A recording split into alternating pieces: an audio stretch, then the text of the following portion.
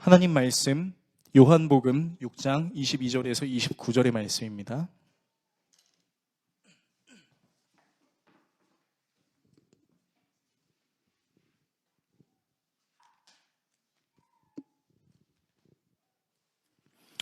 요한복음 6장 22절에서 29절의 말씀, 신약성경 약 155페이지 정도에 있습니다.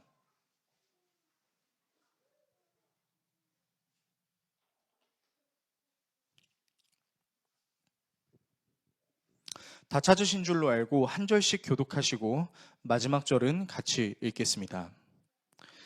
하나님의 말씀을 읽겠습니다. 이튿날 바다 건너편에 서 있던 무리가 배 한 척 외에 다른 배가 거기 없는 것과 또 어제 예수께서 제자들과 함께 그 배에 오르지 아니하시고 제자들만 가는 것을 보았더니, 그러나 디베랴에서 배들이 주께서 축사하신 후 여럿이 떡 먹던 그곳에 가까이 왔더라.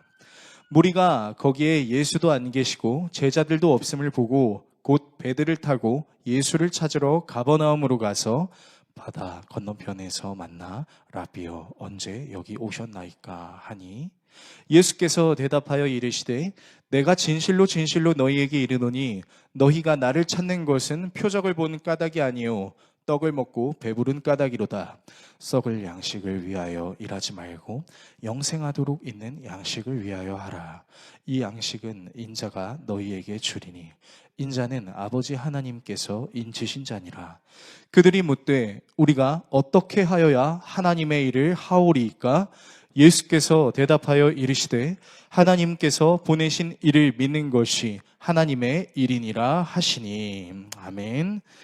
오늘 여러분과 함께 예수님의 일생 60번째 시간, 주님이 가르쳐 주신 하나님의 일이라는 주제로 하나님의 말씀을 나누도록 하겠습니다.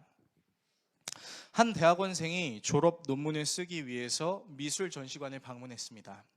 그리고 전시되어 있는 그 미술품들 밑에 게시되어 있는 설명들을 포함해서 그 미술 작품들을 사진을 찍기 시작합니다. 졸업 논문 제출 날이 얼마 남지 않아서 대학원생은 전시관에 있는 그 작품들을 감상할 새도 없이 빠르게 사진을 찍는 데 집중하고 작품들은 제대로 보지 못했습니다. 그리고 논문을 빠르게 작성하고 정해진 기간 안에 제출했습니다. 그리고 논문 심사가 진행될 무렵 대학원생은 자신을 지도해 주시는 교수님이자 논문 심사위원회 부름을 받아 가지고 대화를 하는데요. 교수님께서 이렇게 질문하는 거죠. 그 미술관에 전시되어 있는 작품 잘 봤습니까? 라고 묻고, 대학원생은 사실 논문을 쓰는데 너무 집중한 나머지 그 미술 작품을 잘 보지는 못했지만 그 미술 작품의 그 설명이나 그 그림 같은 것들은 제가 사진으로 잘 찍어왔습니다 라고 이야기했습니다. 그랬더니 교수님께서는 절레절레 하는 표정을 지으시면서 이렇게 말씀하시는 거였어요. 논문을 쓰는 것도 중요하지만 미술 전시관 안에 있는 작품들 안에 녹여져 있는 그 작가들의 정신, 작가들의 의도를 보는 것은 더 중요합니다 라고 얘기했다라는 거죠. 아마 학생 시절 여러분은 시험이라는 것을 볼 때 이런 문구가 적혀있는 문제를 본 적이 있으실 겁니다. 아마 은찬이 정도 되면은 이제 그런 문제들을 많이 접할 것 같은데요. 국어 문제나 영어 문제, 이런 문제가 자주 나옵니다. 다음 중 출제자의 의도를 잘 파악한 정답은 무엇인가? 라는 문제 말입니다. 그래서 그 문제를 풀 때 정말 중요한 것은 내가 그 문제를 빨리 푸는 것보다 더 중요한 것이 바로 그 출제자의 의도가 무엇인지를 빠르게 캐치하는 것이 더 중요한 일이죠. 신앙생활도 이와 같다라고 이야기할 수 있을 것입니다. 예수님이 우리에게 오신 그 이유를 내 삶에 대입하고 그렇게 신앙생활하는 것도 너무 중요하지만 무엇보다 중요한 것은 예수님이 이 땅에 내려오셔서 하셨던 그 말씀들이 어떤 의미를 지니고 있는가를 깨닫는 것, 그것이 정말 중요하다고 할 수 있겠습니다. 예수님이 오병이어의 기적을 일으키시고 사람들을 피하여 기도하러 산에 올라가신 후 제자들과 함께 배를 타고 가버나움에 도착하십니다. 그러나 예수님의 오병이어의 기적을 맛봤던 무리들은 예수님이야말로 자기들이 원하는, 바라는 것을 이루어줄 수 있겠다라는 생각에 벳세다에서 배를 나눠 타고 예수님이 계신 가버나움까지 쫓아옵니다. 여러분, 이런 무리들의 모습은요, 가히 굉장히 열정적이고 심하게는 광신적인 모습이라도 할 수 있겠습니다. 그러나 예수님은 자기를 그렇게 갈릴리 바다를 건너서 배를 나눠 타서 따라올 만큼의 열정을 보여줬던 그 무리들의 의중을 파악하시고 오히려 열정적으로 예수님을 따라온 무리들에게 질책하는 듯한 말씀을 하시죠. 그리고 진정한 믿음이란 무엇인지에 대해서 말씀하십니다. 그래서 오늘은 여러분과 함께 본문의 내용을 통해 믿음에 대한 내용을 나눠보려고 합니다. 본문을 통해 다음의 내용을 함께 살펴보겠습니다. 먼저 욕망의 열정을 살펴보겠습니다. 그리고 썩어 없어질 양식에 대해 살펴보겠습니다. 마지막으로 하나님께서 보내신 이를 믿는 것에 대해 살펴보겠습니다. 욕망의 열정, 썩어 없어질 양식, 하나님께서 보내신 이를 믿는 것, 이 세 가지 내용을 함께 나누고 기도하는 시간을 갖도록 하겠습니다. 첫 번째, 욕망의 열정입니다. 오병이어의 기적이 일어난 다음 날 예수님과 제자들은 갈릴리 바다를 건너 가버나움으로 도착했지만 오병이어의 기적을 맛본 무리들은요, 여전히 예수님의 그 기적을 맛보고 싶었습니다. 근데 그 무리들이 무엇을 알고 있었냐면 제자들이 예수님의 명령을 따라서 배를 타고 넘어갔다라는 사실, 그리고 예수님 무리들을 해치시고 혼자 산으로 올라가셨다라는 사실을 알고 있었어요. 그래서 이 무리들이 그 다음날 무슨 행위를 하냐면 예수님을 기다리고 있는 겁니다. 아, 산으로 올라가셨으니까 내일 또 여기에 내려오시겠거니 또 우리는 여기서 예수님을 만날 수 있겠지라고 생각을 했던 거예요. 그런데 아무리 기다려도 예수님이 오지 않는 겁니다. 그리고 제자들이 타고 갔을 것으로 추정되는 그 배가 다시 돌아왔는데 그 배에 제자들이 없는 거죠. 그리고 무리들은 수군거리기 시작합니다. 뭐야, 예수님 어디 갔어? 설마 제자들이 있는 곳으로 갔나? 라는 생각을 하며 그 수많은 무리들이 배를 나눠 타서 제자들이 갔던 그 가버나움으로 갑니다. 그리고 가버나움으로 가니까 그곳에 예수님이 있었던 거예요. 사실 이들이 벳세다에서 배를 타고 가버나움으로 간 길이는 총 10km 정도입니다. 그러니까 뭐 이 거북섬에서 안산 정도의 길이라고 할 수 있겠어요. 요즘은 우리가 뭐 자가용을 타면 2, 30분이면 충분히 갈 수 있는 거리라 딱히 먼 거리 같지 않다라고 체감하실 수 있겠지만 여러분, 이때 당시에 자동차도 없었고요. 또 이들이 바다를 건너갔을 때 탔던 배는 어떤 배였냐? 이들이 직접 노를 저어야 하는 배였습니다.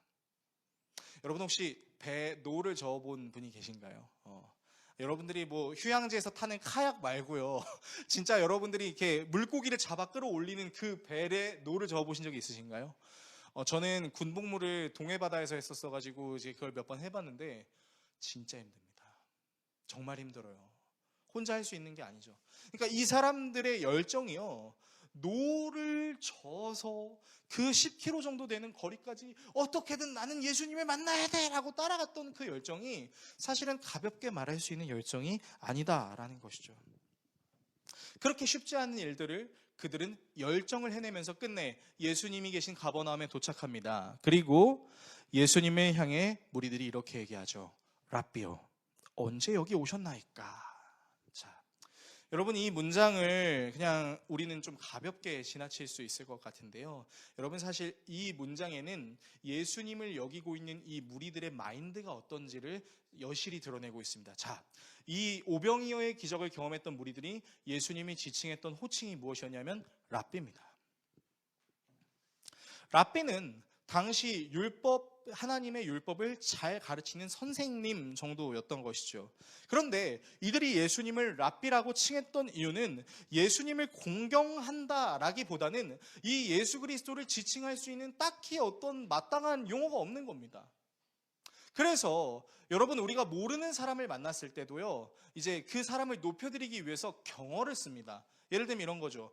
김선엽 선생님 안녕하세요 이렇게 얘기를 하고, 또 이제 좀 가볍게는 유현우 씨 안녕하세요 이렇게 얘기를 하는 것처럼 이 사람들은 예수님이 진짜 공경해서 이렇게 랍비라고 얘기하는 게 아니라 뭐라고 지칭해야 될지 모르는 상황 속에서 랍비라고 합니다. 그리고 그 뒤에 있는 문장, 언제 여기 오셨나이까? 자, 우리가 이거를 그냥 가볍게 봤을 때는 예수님 언제 여기 오셨어요? 라고 생각할 수 있겠지만 여러분, 아마도 이 말씀을 읽으면서 우리가 생각할 수 있는 것은 이 질문에 감추어져 있는 무리의 의도가 무엇인지를 살펴볼 수 있어요. 여러분, 그게 뭐냐면요, 이런 겁니다.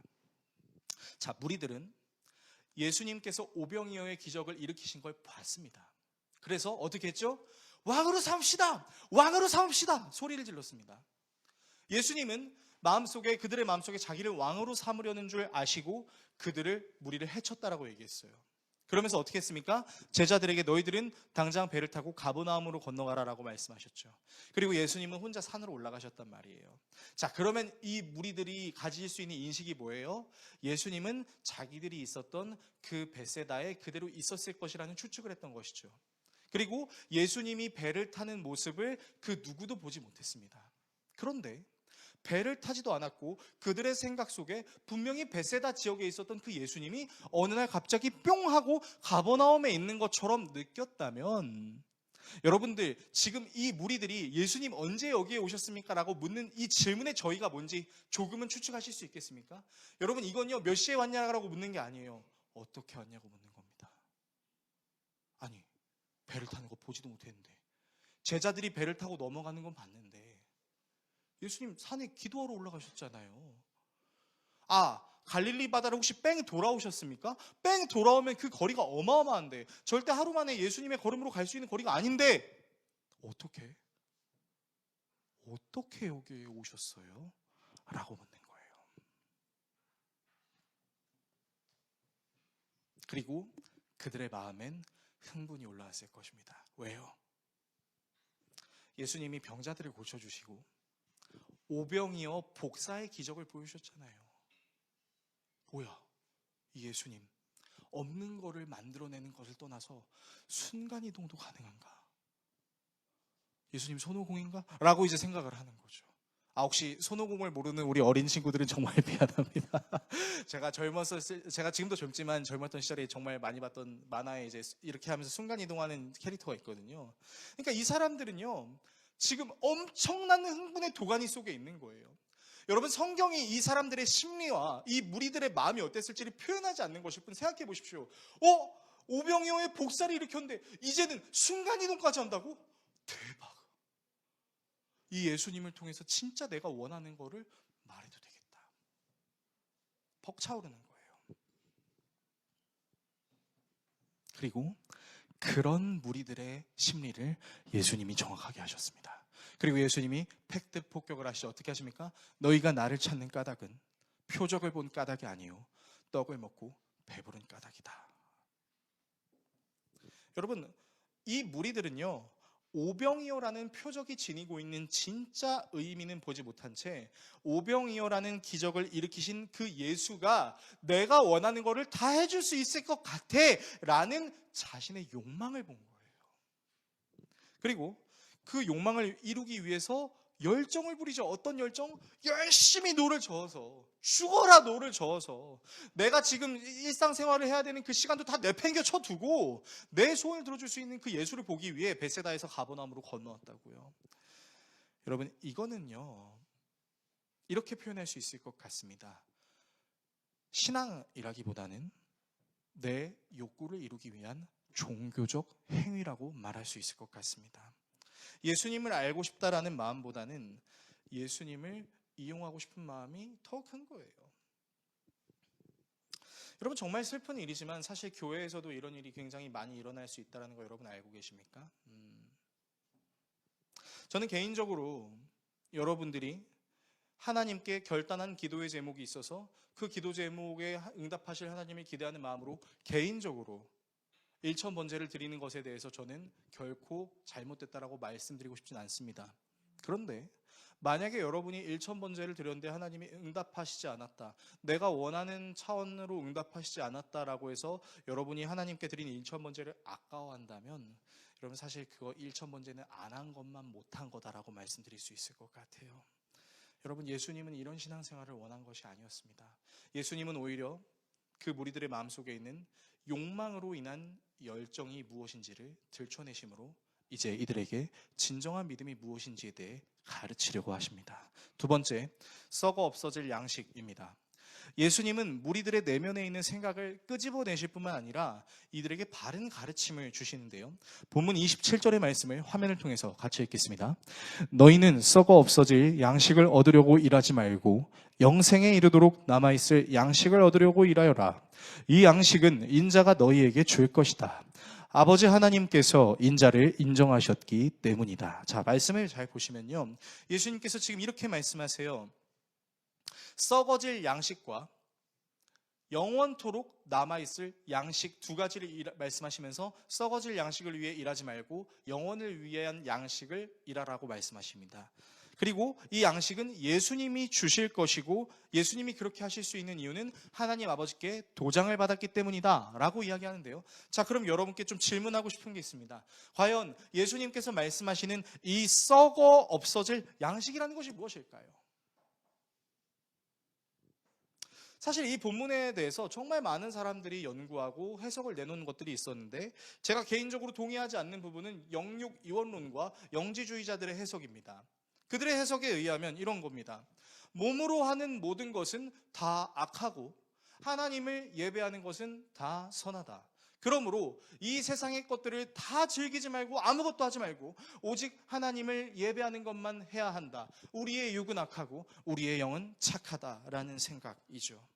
여러분, 그렇다면 교회에서 예배하는 것은 다 좋고 교회 밖에서 나가서 일하거나 취미 활동을 하는 건 다 안 좋은 건가요? 그렇다고 말할 수 있을까요? 감히 여기 앉아 계신 여러분이나 저나 그렇다고 말할 수 없을 거예요. 왜요?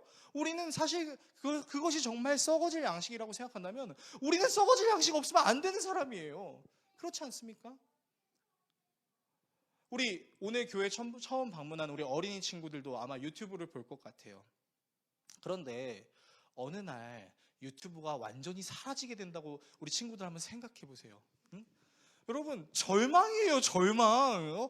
요즘 아이들, 저 때도 전 유튜브는 없었지만 토요일에 항상 하는 디즈니 그 월드 애니메이션을 정말 좋아했는데 그거 안 보는 게 너무 힘들었는데, 여러분, 우리 아이들에게 유튜브가 없으면 재앙입니다. 근데 아이들만 재앙이에요? 오늘 우리 교회를 방문해 주신 성도 여러분, 여러분이 갖고 계신 핸드폰에서 유튜브라는 어플이 없어진다고 한번 가정해 보십시오. 무슨 재미로 살아요? 심심해요. 안 돼요. 진짜 안 된다라는 말이 절로 나옵니다. 그렇지 않습니까? 여러분, 우리는 썩어질 양식을 이런 식으로 적용하잖아요. 그러면 이건 어불성설이에요. 왜요? 우리는 썩어질 양식을 위해서 일해야 되는 사람이기 때문이죠. 그렇다면 또 다른 적용은, 교회 안에서 일하는 것은 좋은 것이고 교회 밖에서 일하는 것은 나쁜 것일까요? 그래서 어떤 분들은 이렇게 생각하시기도 합니다. 예수님의 말씀을 듣기 위해 손님 접대는 하지도 않고 무릎 꿇고 예수님의 말씀을 들었던 마리아는 잘했어. 예수님의 말씀을 들을 겨를이 없어서 손님들을 접대하느라 너무 바빠서 음식을 준비하고 이것저것 했던 마르다, 잘못됐어. 마르다처럼 신앙생활하지 말고 마리아처럼 신앙생활하세요. 여러분, 이거 옳다고 생각하세요? 자, 우리 교회에 한번 적용해 봅시다. 사랑하는 우리 박영미 집사님이 늘 식사를 준비해 주십니다. 오늘은 특별히 오정환 장로님, 남윤수 권사님께서 섬겨주십니다. 자, 근데 우리 남윤수 권사님이 식사를 준비하고 계시는데 제가 가서 얘기하는 겁니다. 권사님, 지금 예배 시간인데 뭐 하는 겁니까? 밥 먹는 게 중요해요? 영의 밥 먹는 게 중요해요? 권사님, 대답해 보세요. 영의 밥이죠. 자,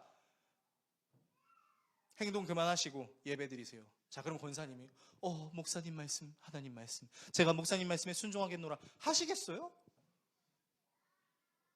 권사님 상처받아요. 우리 교회 안 나올 수도 있어요. 여러분, 말이 안 되잖아요. 교회 안에서 성도들의 교제도 중요해요. 그것도 예배예요.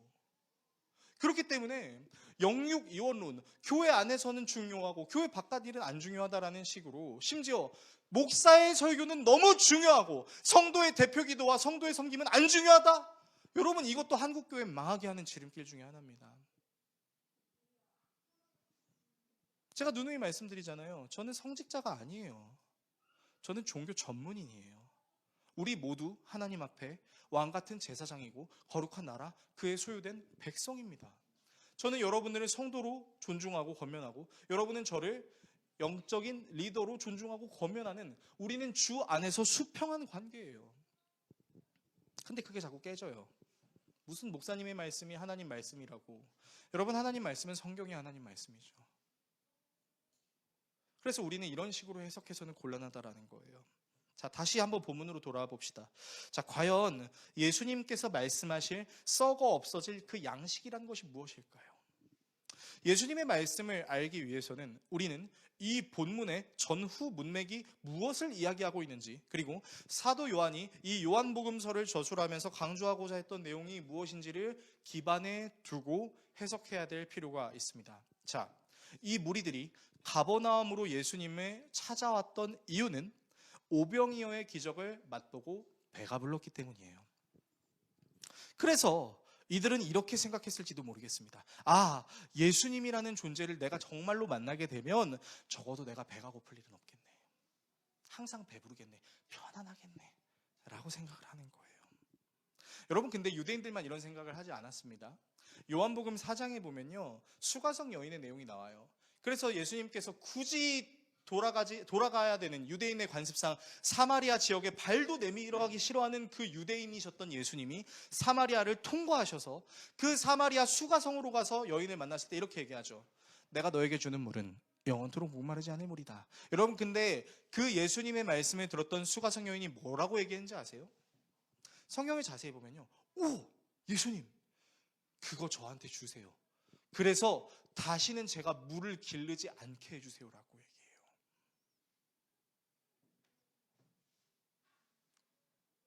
근데 예수님은 그거를 주려고 하신 것이 아니었잖아요. 근데 수가성 여인도 유대인도 무엇을 원했어요? 편안함. 내가 예수라는 존재를 통해서 이제 더 이상 일하지 않아도 되고 더 이상 귀찮은 짓을 하지 않아도 되는 그런 세상이 말하는 평안함, 그거를 생각했던 것이죠. 여러분, 바로 예수님께서 말씀하시는 썩어 없어질 양식이 이런 생각입니다. 오병이어의 기적을 맛본 무리들이 예수님을 쫓아온 이유는 그들이 떡을 먹고 배가 불렀기 때문이었어요. 그들이 예수님을 통해 맛보고 싶었던 건 군사적으로는 이스라엘의 부활이었고, 그 내면에는 나는 더 이상 일하지 않아도 돼, 솔로몬의 시절에 금과 은이 땅바닥에 즐비했었던 그 영광스러운 시절로 돌아가서 아무것도 안 하고 편안하게 살고 싶어 라는 그 생각이 있었다라는 것이죠. 근데 그 생각이 과연 하나님께서 기뻐하실 만한 생각이었을까요? 아니죠. 여러분, 하나님께서 왜 우리에게 육신을 주셨을까요? 많은 사람들은 오해합니다.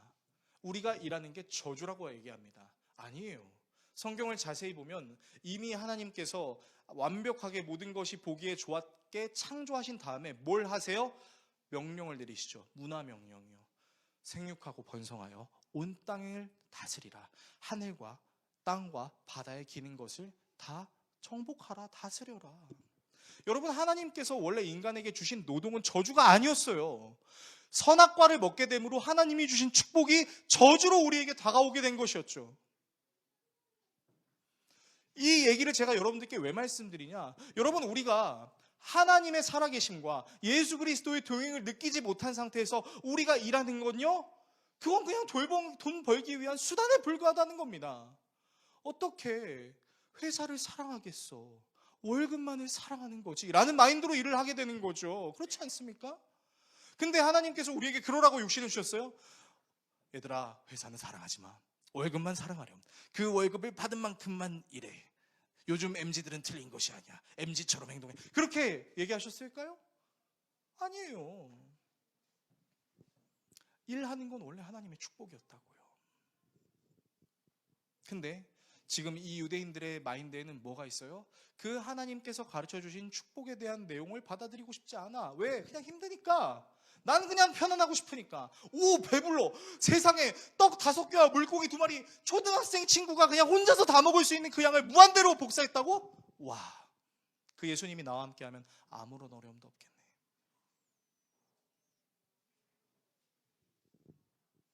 그래서 예수님은 그런 썩어 빠진 생각을 가지고 있는 그 유대인들에게 이렇게 얘기하시죠. 영생에 이르도록 남아있을 양식을 위해서 일하라. 자, 그러면 여러분, 상식적으로 잘 생각해 보세요. 자, 지금 예수님께서 말씀하십니다. 썩어 빠질 양식을 위해 일하지 말고 영생에 이르는 양식을 위하여 일하라. 자, 그러면 우리는 뭐라고 질문할까요? 예수님, 그러면 영생에 이르도록 하는 그 양식을 위해서 일하는 게 뭐예요? 라고 묻겠죠. 이게 우리가 가지고 있는 상식이에요. 자, 그런데 여러분, 오늘 본문을 진짜 자세히 보시면요, 이 무리들의 심리가 어떤지를 우리가 너무 정확하게 알 수 있는데, 이 무리들이 어떻게 질문했는지 아십니까? 그들의 질문이 이것이었어요. 우리가 무엇을 해야 하나님의 일을 하는 것이 됩니까? 자, 이 대답의 틀을 자세히 보십시오. 이들은 예수님이 자기들에게 하고자 하시는 일의 의미가 무엇인지에 대해서 질문하는 것이 아니라 자기들의 소원을 이루기 위해 우리가 무엇을 해야 됩니까? 라고 질문하는 겁니다. 원어를 자세히 보시면 더욱 그렇게 번역이 될 수 있습니다. 오케이, 그럼 내가 원하는 그거 하기 위해서 하나님의 일 해줄게요. 하나님의 일 뭐예요? 이렇게 얘기하는 거예요. 그래서 여러분, 이 요한복음 6장을 자세히 보시면요, 진짜 동문서답이 막 오고 가는 느낌이에요. 예수님 언제 왔어요? 대박. 너희들이 떡을 먹을 까닭은, 에? 그러면 영원한 양식, 그거 우리가 그 하나님 기쁘게 해드리면 우리 기쁘게 해드리고 우리가 원하는 걸 얻으려면 뭐 하면 돼요? 계속 서로가 핀트가 안 맞는 대화를 하고 있다라는 거를 우리는 보게 될 수 있다라는 거예요. 여러분, 이게 바로 썩어 빠질 양식을 위해 일하는 겁니다. 우리가 이 세상에서 먹고 마시기 위해, 쉬기 위해, 때로는 문화생활을 하기 위해 하는 그 모든 것들이 다 썩어 빠지고 쓸모없다라는 영지주의적, 영육 이원론적 사상으로 우리가 이 말씀을 받아들여야 되는 것이 아니라 예수님의 의도를 궁금해하지 않은 채 그저 자기의 욕망을 이루기 위해 오케이, 무슨 일을 해줄까요? 라고 생각하는 이 마인드와 예수님을 궁금해하지 않는 이 모든 것이 썩어 빠질 양식이다라고 예수님은 말씀하고 계신 것입니다. 세 번째, 하나님께서 보내신 일을 믿는 것입니다. 예수님께 올바르게 질문해야 됨에도 불구하고 여전히 예수님을 이용하기 위한 수단을 묻는 욕망에 가득 찬 무리들에게 예수님께서는 그들이 해야 하는 것이 무엇인지에 대해 알려주시는데요, 본문 28절과 29절의 말씀을 화면을 통해서 같이 읽어보도록 하겠습니다. 같이 읽습니다. 그들이 예수께 물었다. 우리가 무엇을 하여야 하나님의 일을 하는 것이 됩니까? 예수께서 그들에게 대답하셨다. 하나님께서 보내신 일을 믿는 것이 곧 하나님의 일이다. 자, 예수님께서는 무리들에게 하나님께서 보내신 일을 믿는 것이 하나님의 일이라고 해요. 그러니까 쉽게 말하면 나를 믿으라는 거예요. 내가 하나님 아버지께 인침 받아서 보냄을 받은 사람이니까. 자, 그렇다면 이 예수님을 믿는다는 것을 우리는 어떻게 이해해야 될까요? 아마도 이 믿음이라는 것은 그저 예수라는 존재가 있다라는 사실을 확증하는 지적 동의인 것으로 보이지는 않습니다. 왜냐면요, 여러분, 지적인 동의는 신념까지 영향을 미치진 않습니다. 쉽게 말해 이런 겁니다. 제가 우리 성도님들께 질문 한번 해보겠습니다. 우리 사랑하는 은재한테 제가 질문해 볼게요. 은재야, 은재 이순신 장군 알지? 이순신 장군이 거북섬이라고 말할 뻔했네요. 거북선을 타고 그 왜구를 토벌한 거 알고 있지? 그래서 이순신 장군이 정말 우리나라를 위해 싸운 순국 열사라는 거 알고 있지? 그치? 그래서 너는 이순신 장군을 날마다 사랑하고 이순신 장군을 생각하면 눈물이 나고 이순신 장군을 위해서 너의 삶을 바치고 싶어? 자, 이제 은재가 굉장히 뭐라는 거야? 라는 그런 표정으로 이제 저를 쳐다보고 있는데, 여러분, 우리는요, 이순신 장군을 위해서 살고 죽는 그런 생활을 하진 않아요. 그렇죠? 이순신 장군께서 우리나라를 위해서 왜구를 토벌했다는 것에 대해서 대단하다라는 생각을 하고 있습니다. 우리나라의 위인이라고 우리는 알아요. 믿어요. 근데 그 이순신을 위해서 우리가 우리의 인생을 바쳐요? 그 이순신 장군이 갑자기 현현하셔서 너희들의 삶을 괴롭히는 왜구들을 못 찔러주겠어, 얍얍 합니까? 저를 좀 이상한 광대처럼 쳐다보지 마시고요, 여러분. 안 그러잖아요. 제가 무슨 말씀을 드리려고 하는지 이해가 되시나요? 여러분, 우리는 예수 그리스도를 믿는 걸 이순신 장군이 우리나라를 위해 왜구와 싸웠다라는 수준으로 믿는 게 아니라는 거예요. 자, 그렇다면 예수님이 말씀하시는 이 믿음이라는 것이 도대체 무엇일까요? 여러분, 예수님이 말씀하신 내용을 자세히 보면요, 예수님은 자신을 표현할 때 뭐라고 얘기하냐면 하나님께서 보내신 아들이라고 표현합니다. 이게 성경에서는 인자라고 표현이 되어 있는데, 예수님을 하나님의 아들로 믿는다는 것은 다시 말해 예수님이 하나님의 계획 그 자체이자 하나님이 하시는 일을 나타내는 존재라는 것으로 믿는 겁니다. 즉 우리는 이것을 말씀의 성취로 믿는 것이죠. 게다가 유대인들에게 하나님은 자기들을 지키고 인도하며 모든 삶에 함께하는 유일신이었어요. 그리고 예수님은 유대인들에게 너희들이 믿는 그 하나님? 그게 나야 라고 지금 말씀하고 계신 거예요. 그러니까 예수님께서 요구하시는 믿음이 뭐냐? 하나님을 의지했던 것처럼 예수님을 의지하라 라는 것이죠. 예수님과 날마다 동행하고 예수님이 내 삶의 모든 영역에 함께 하신다라는 것을 너희들이 느낄 수 있어야 돼 라고 말하는 거예요. 여러분, 그래서 여러분 요한복음을 자세히 보시면요, 예수님의 오병이어의 기적을 맛본 사람들은 예수님을 자기들이 기다리고 있던 메시아라고 생각했어요. 그런데 요한복음 6장에서 사도 요한은 이 요한복음을 저술할 때 메시아라는 단어를 절대 언급하지 않습니다. 뭐라고 예수님을 지칭해요? 인자로 지칭해요. 여러분, 이게 무슨 의미인지 아세요? 자기를 사람의 아들이라고 표현한다고요. 너희들의 그 욕망의 의도로 버무려져 있는 메시아로 나를 볼 것이 아니라 너희들과 늘 함께하며 너희들을 늘 영원한 길로 인도하는 나를 보아라 라는 차원으로 예수님께서 오셨다라는 것이죠. 여러분, 하나님의 일은 남들이 볼 때 대단한 것을 이루어내는 것, 승승장구하는 것, 꿈을 크게 꾸는 것이 될 수도 있겠어요. 그런데요, 예수님께서 가르쳐 주시는 하나님의 일은 그것을 우리에게 이루어내라라고 말씀하신 것이 아니라 너희들이 모든 상황 속에서 내가 너희들과 함께하고 있다는 것을 너희들이 신뢰하냐? 라는 차원이었다는 것이죠. 그래서 여기에 적혀있는 이 믿음, 헬라어로 피스티오라고 기록되어 있는 이 원어의 내용에는요, 맡기다라는 뜻이 있습니다.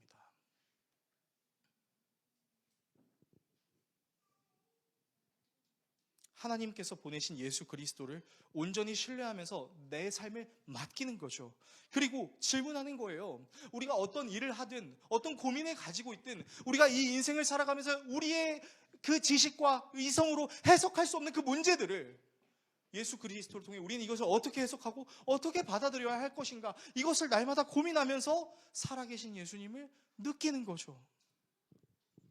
여러분, 12월 31일 여러분과 송구영신 신년 감사 예배를 드릴 때 나눴던 말씀이 여러분 혹시 생각나시나요?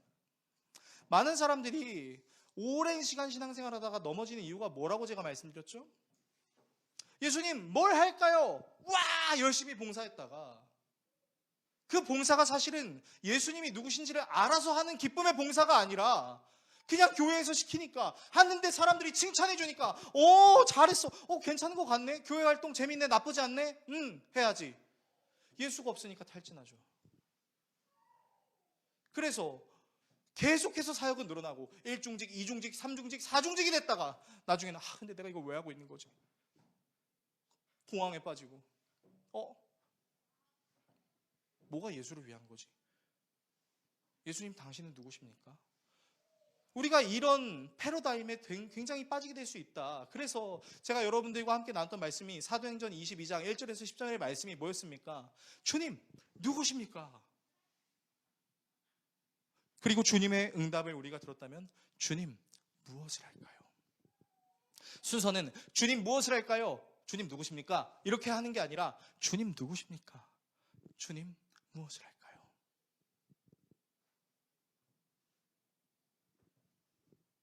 여러분, 이 말씀이 우리의 2025년 신앙의 목표라고 나눴었죠. 여러분, 오늘 본문에서도 예수님께서는 분명히 말씀하세요. 야, 니들이 하려고 하는 거 그게 중요한 게 아니야. 내가 너희들에게 오병이어의 기적을 일으킨 그 이유가 뭔지를 너희들이 알아야지.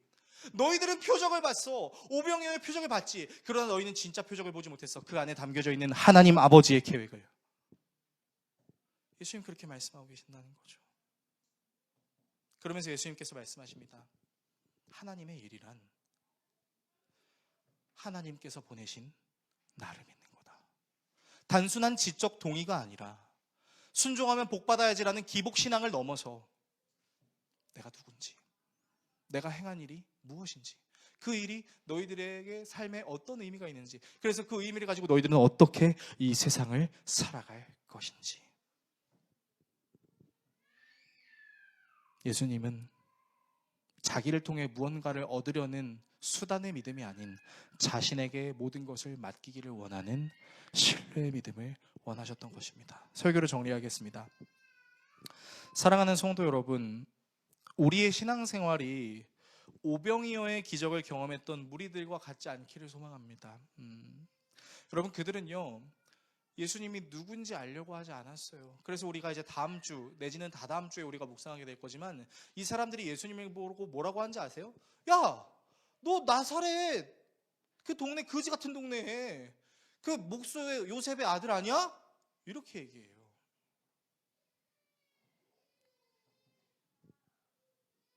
그리고 요한복음 6장의 말미를 보면 너무 슬픈 내용이 있습니다. 예수님께서 처음으로 나는 생명의 떡이다, 에고 에이미, 나는 하나님이다 라고 말하는 그 처음의 말씀을, 예수님께서 자기 입으로 처음 자기를 증거했던 그 말씀을 들은 제자들의 반응이 뭐였는지 아세요? 대부분이 떠나갔다였어요. 예수님이 얼마나 씁쓸하셨겠습니까? 제자들에게도 묻잖아요. 너희도 나를 떠나려느냐?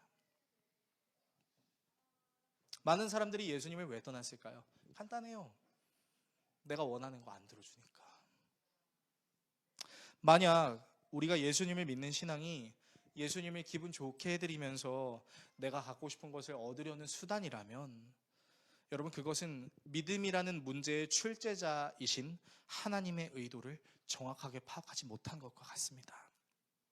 교회 안에서 행하는 모든 열심 자체가 그저 하나님을 통해 이 세상에서 내 먹고 사는 문제만큼은 좀 걱정 없었으면 좋겠다, 아니 걱정 없는 걸 넘어서 편안했으면 좋겠다 라는 그런 식의 봉사라면요, 논문을 쓰는 과정 속에서 통찰의 기쁨보다 빨리 논문을 해치워서 내가 얻고자 하는 학위를 얻으려고 했던 대학원생의 모습과 별반 다를 것이 없을 것입니다. 그래서 여러분께 권면합니다.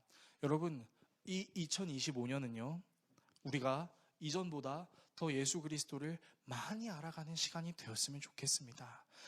신앙의 연수가 정말 높으신 직분자 어른들께는 여러분이 알고 계신 것이 전부가 아니라는 사실을 갖고 다시 돌아보는 기쁨을 가지셨으면 좋겠습니다.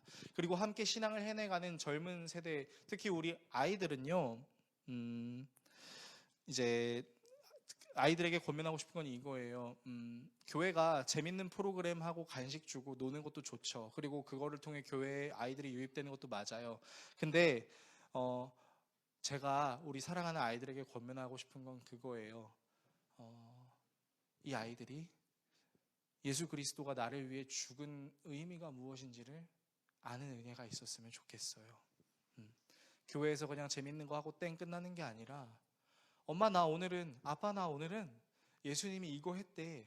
근데 예수님이 이거 한 게 그냥 우리 인생 잘 되게 하는 게 아니라 이런 의미를 갖고 있대 라고 말하는 기적을 우리 부모 세대들이 경험했으면 좋겠습니다. 오늘은 비록 우리 백두산 목사님이 너무 아프셔서, 목사님 잘 보고 계세요? 그래서 이제 목사님 이제 어린이 예배를 우리가 하진 못했지만, 우리 백두산 목사님 얼마나 설교를 잘하십니까? 저 같은 나부랭이보다 훨씬 성경을 이해하기 쉽게 잘 설교하시는 아주 훌륭하신 목사님이시죠. 저는 우리 백두산 목사님을 통해서 아이들이 복음에 감화된다고 저는 확신합니다. 그래서 여러분들도 그렇게 기도해 주셨으면 좋겠습니다. 여러분, 우리의 신앙이 내가 원하는 일을 해내는 종교 행위에서 탈피해서 주님이 가르쳐 주시는 그 하나님의 일을 해낼 수 있는 신앙생활로 세워지는 은혜가 있기를 예수 그리스도의 이름으로 축원합니다. 기도하겠습니다.